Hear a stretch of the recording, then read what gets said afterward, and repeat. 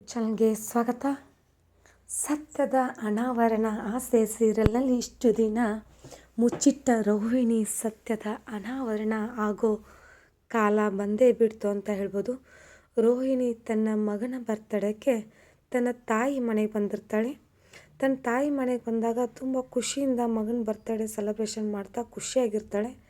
ಅಲ್ಲಿಗೆ ತುಂಬಾ ಪ್ರೀತಿಯಿಂದ ಹಚ್ಕೊಂಡಿರುವಂಥ ರೋಹಿಣಿ ಮಗನ ಬರ್ತಡೇಗೆ ವಿಶ್ ಮಾಡೋಕ್ಕೆ ಸೂರ್ಯ ಮತ್ತು ಮೀನಾ ಬರ್ತಾರೆ.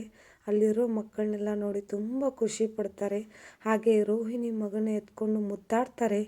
ಈ ಕಡೆ ಟೆನ್ಷನ್ನಲ್ಲಿ, ಅಮ್ಮ ಇವ್ರು ಯಾಕಮ್ಮ ಇಲ್ಲಿಗೆ ಬಂದಿದ್ದಾರೆ, ನೀನೇನಾದರೂ ಕರೆದ್ಬಿಟ್ಟಿಯಾ ಅಂತ ಕೇಳಿದಾಗ, ಇಲ್ಲ ಮಗಳೇ, ನಾನೇನು ಅವ್ರನ್ನ ಕರೆದಿಲ್ಲ, ಅವರೇನಾದರೂ ಬರ್ತಡೇಕ್ಕಂತ ಬಂದಿರಬೇಕು ಮಗನೇ ಅಂತ ಹೇಳ್ತಾರೆ.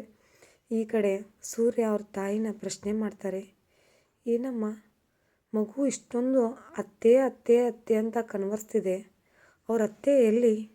ಅವ್ರ ಅತ್ತೆ ಅವ್ನ ಬರ್ತಡೇಗೆ ಬಂದಿಲ್ವಾ? ಎಲ್ಲಿದ್ದಾಳೆ ಅವ್ರ ಅತ್ತೆ? ಹೇಳಿ ಅಮ್ಮ, ನಾವಾದರೂ ಕರ್ಕೊಂಡು ಬರ್ತೀವಿ ಅಂದಾಗ, ಆಗ ರೋಹಿಣಿ ತಾಯಿ ಕೊನೆಗೂ ಸತ್ಯ ಹೇಳಲು ಹೊರಟಿದ್ದಾಳೆ.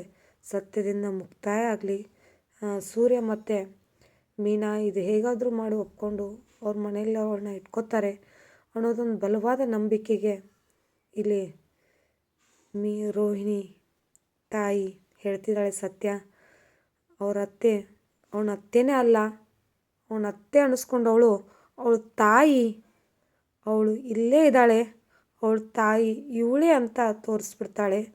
ಆಗ ರೋಹಿಣಿ ಆ ಕಡೆಯಿಂದ ಆಚೆ ಬರ್ತಾಳೆ. ಆಚೆ ಬಂದಾಗ ತುಂಬ ಎಮೋಷ್ನಲ್ ಆಗಿ, ತುಂಬ ಕಣ್ಣೀರು ಹಾಕೋತಾ, ತುಂಬ ಭಯದಿಂದ ಬಂದು ನಿಂತ್ಕೊಂಡಿದ್ದಾಳೆ. ತುಂಬಾ ಶಾಕಲ್ಲಿ ಸೂರ್ಯ ಮತ್ತು ಮೀನಾ ಇದ್ದಾರೆ. ಇವತ್ತು ಕೊನೆಗೂ ರೋಹಿಣಿ ನಿಜರೂಪ ತಿಳ್ಕೊಂಡು ಸೂರ್ಯ ಮೀನಾ ಮುಂದಿನ ಸಂಚಿಕೆಯಲ್ಲಿ ಏನು ಮಾಡ್ತಾರೆ? ರೋಹಿಣಿ ಮುಚ್ಚಿಟ್ಟಿರೋ ಸತ್ಯನ ಸೂರ್ಯ ಮೀನಾನು ಮುಚ್ಚಿಟ್ಟು ಅವಳನ್ನು ತಮ್ಮ ಮನೆಯಲ್ಲೇ ಇರಿಸ್ಕೋತಾರ, ಅಥವಾ ಈ ಸತ್ಯನ ಎಲ್ಲರಿಗೂ ಬಹಿರಂಗ ಮಾಡಿ ಅವಳ ಮುಖವಾಡನ ಶಾಂತಿ ಮುಂದೆ ಕಳಿಸಿಡ್ತಾರ? ಎಲ್ಲವನ್ನು ಮುಂದಿನ ಸಂಚಿಕೆಯಲ್ಲಿ, ಕುತೂಹಲಕಾರಿ ಸಂಚಿಕೆಯಲ್ಲಿ ನೋಡ್ಬೋದಾಗಿದೆ.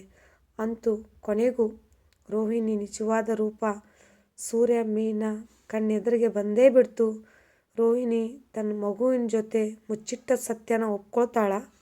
ಅವನೇ ನನ್ನ ಮಗ, ನಾನು ತಪ್ಪು ಮಾಡಿದ್ದೀನಿ, ನನಗೆ ಆಲ್ರೆಡಿ ಮದುವೆ ಆಗಿತ್ತು, ಇವನೇ ನನ್ನ ಮಗ ಅಂತ ಎಲ್ಲವನ್ನು ಸತ್ಯ ಒಪ್ಕೊಂಡು ರೋಹಿಣಿ ಸೂರ್ಯನ ಮುಂದೆ ಹೇಳ್ತಾಳ. ಮುಂದಿನ ಸಂಚಿಕೆಯಲ್ಲಿ ಕಾದು ನೋಡೋಣ. ಇವತ್ತಿನ ಸಂಚಿಕೆ ಎಪಿಸೋಡ್ ಇದು. ನಿಮಗೂ ಕೂಡ ವಿಡಿಯೋ ಇಷ್ಟವಾದಲ್ಲಿ ಪ್ಲೀಸ್ ಲೈಕ್ ಮಾಡಿ, ಸಬ್ಸ್ಕ್ರೈಬ್ ಮಾಡಿ, ಶೇರ್ ಮಾಡಿ. Thank you.